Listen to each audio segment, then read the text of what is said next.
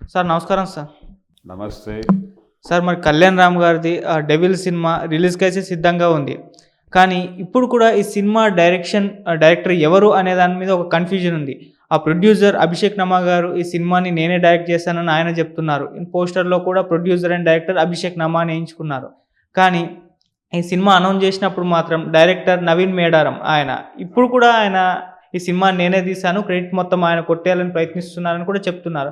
మరేంటి ఈ వీళ్ళిద్దరి మధ్య జరుగుతున్న ఈ మనస్పర్ధలపైన మీ ఒపీనియన్ ఏంటి సార్? మనస్పర్ధలేం కాదండి. ఇది నిజంగా ఒక రకమైనటువంటి దుర్మార్గమే. అంటే ఇది నవీన్ ఈ సినిమాకి పనిచేశాడు అనే విషయాన్ని ప్రొడ్యూసర్ కూడా యాక్సెప్ట్ చేశాడు. నిజానికి ఒక ఇంటర్వ్యూ ఇచ్చాడు ఆయన. ఇంటర్వ్యూ ఇస్తూ ఆయన ఏం చెప్పాడు, ఒక లైన్ అనుకున్నాను నేను, ఒక లైన్ అనుకుని ఆ విషయాన్ని అతనికి చెప్పా, నవీన్కి చెప్పా. నవీన్ దాన్ని డెవలప్ చేశాడు, నవీన్ రాశాడు, నవీనే చేశాడు, నవీనే సెట్లోకి వచ్చాడు, నవీన్ ప్రతిరోజు సెట్లో ఉన్నాడు అని చెప్పాడు. కానీ దాన్ని కాంట్రడక్ట్ చేస్తూ ఇంకో మాట కూడా అన్నాడు ఆ నామా. ఇంకో మాట ఏమన్నాడంటే, వెరీ సెకండ్ డే అతను ఇన్ఎఫిషియెంట్ అనే విషయం నాకు అర్థమైంది అన్నాడు. అర్థమైనప్పుడు మీరు ఆ విషయం అతనికి ఇమ్మీడియట్గా కన్వే చేశారా అని అడిగాడు ఆ ఇంటర్వ్యూ చేసే ఆయన. లేదు చెప్పాం మేము అన్నాడు. మళ్ళీ చెప్తే బాధపడతాడేమో అని చెప్పలేదు అన్నాడు. ఇలా గందరగోళంగా చెప్పాడు. అంటే పని చేయించుకున్నారు అతనితో అనేది అడ్మిట్ చేస్తున్నాడు. అతను పని చేయించుకుని నీకు నచ్చకపోతే మొదటి రోజే చెప్పాలి. మొదటి రోజే, బాబు నీ పని మాకు నచ్చటం లేదు, నువ్వు వెళ్ళిపోయి ఇక్కడి నుంచి, ఇదిగో ఈ సెటిల్మెంటు, నీకు ఈ డబ్బులు ఇచ్చేస్తున్నాం అని చెప్పాలి. చెప్పుంటే ఈ రోజు ఈ గొడవ ఉండేది కాదు కదా. చెప్పాలా, అతనితో పని చేయించుకున్నావు నువ్వు చివరి రోజు వరకు.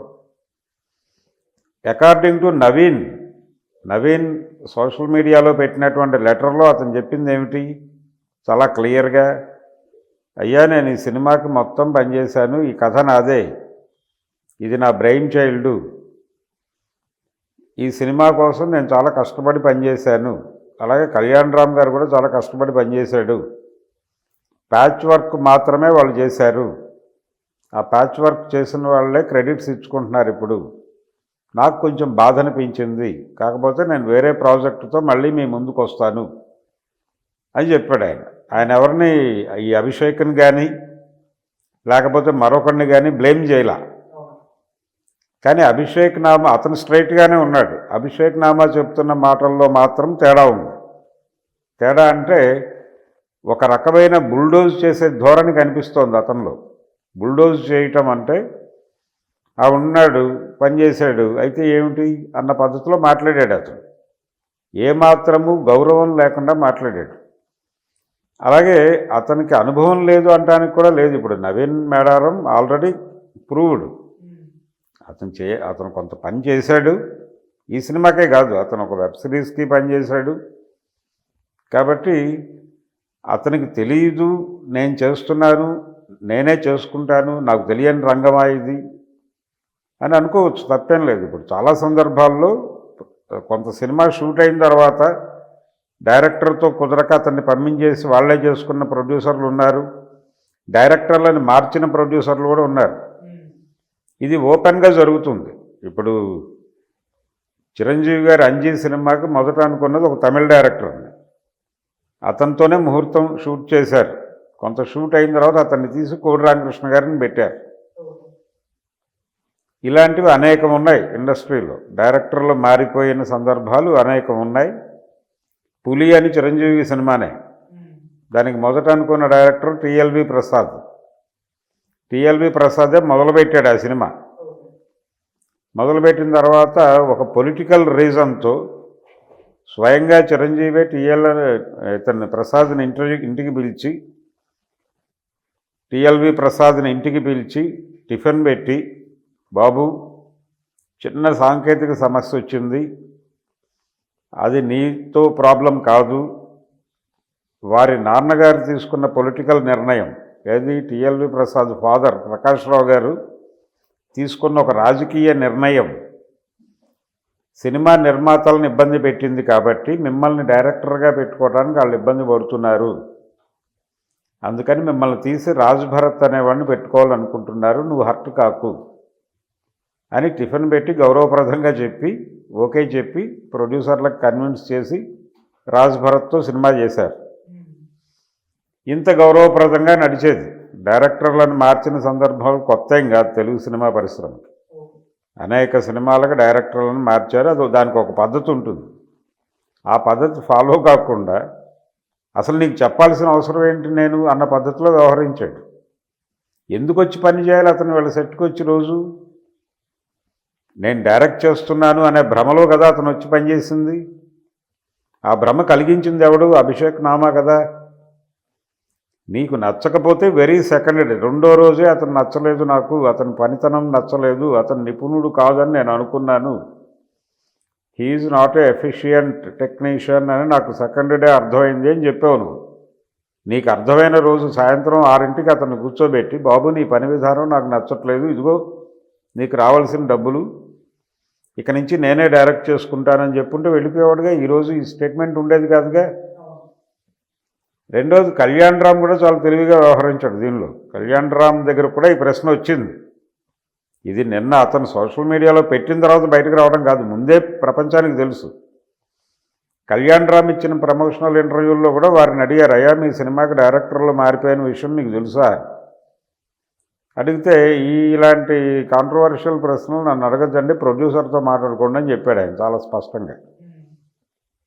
అంటే డైరెక్టర్ వలన ఇబ్బంది ఉంది అనుకుని ఉంటే అది స్ట్రైట్గా చెప్పుండేవాడుగా. అదేదో ఇంటర్నల్ అడ్జస్ట్మెంట్ అనుకుని ఉంటాడు ఇతను. అనుకుని చివరి వరకు ఇతనికి కూడా తెలిసి అవకాశం లేదు.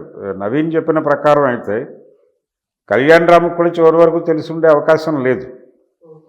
ఇప్పుడు అందులో నటించిన నటీనటులందరికీ డైలాగులు చెప్పింది అతనే. నవీనే డైలాగులు చెప్పాడు, నవీనే వాళ్ళ దగ్గర నుంచి నటన రాబట్టుకున్నాడు, షూట్ చేసుకున్నాడు. అంతా అతని పేరుతో జరిగి చివరి నిమిషంలో నువ్వెవరో నాకు తెలియదంటే ఎట్లా? మొదటే చెప్పాలి నీకు. వెరీ సెకండ్ డే అతను ఇన్ఎఫిషియెంట్ అని అనిపించినప్పుడు ఇక్కడ దాకా ఎందుకు లాగావు? ఎందుకు సెట్కి రప్పించావు అతన్ని? రప్పించకూడదుగా. నీకు కుదరనప్పుడు, నీకు నచ్చనప్పుడు నీ సెట్కి ఎందుకు రావాలి అతను? అందుకని టోటల్ వ్యవహారంలో అభిషేక్ నామాదే మిస్టేక్ అనేది మనకు అర్థమవుతుంది.